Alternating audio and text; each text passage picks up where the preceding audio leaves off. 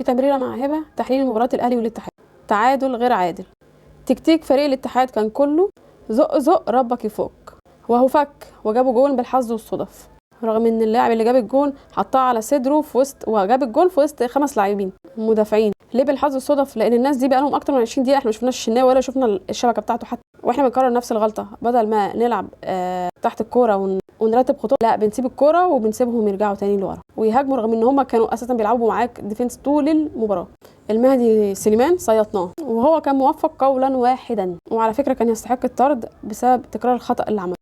نرجع للاهلي. الاهلي بيبدا بتشكيل فيه واحد اجنبي فقط، اهدار كميه فرص محققه غير منطقيه غير معقوله. الفريق بيرجع تاني لمنطقه عدم التطمين بسبب التسرع والثقه الزايده وعدم انهاء الفرص المحققه بشكل ايجابي.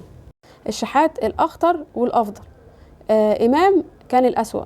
داخلين ومشتركين في بطولات كتير ولابد من تصحيح اخطائنا، تصحيح اخطائنا، تصحيح اخطائنا. لا انا ما علقتش، احنا بس بنأكد على خطوره الموقف وتدعيم خطوطنا ونحط عليها 100 خط. عايزين مهاجم تاني بجانب ان شاء الله ترجعوا لنا محمد شريف، رغم انه لاعب صندوق مش مهاجم صريح. عايزين تدعيم في خط الدفاع حتى من الدوري المصري، وعندنا ناس كتير كويسه. عايزين تدعيم مع الجناحات.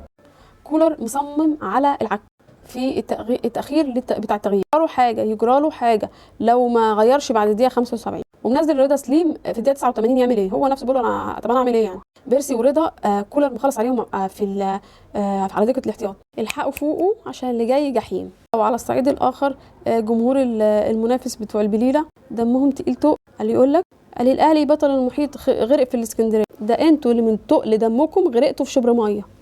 وسيبكم من كل اللي بيحصل ده، في النهايه الدرع بيته في الجزيره.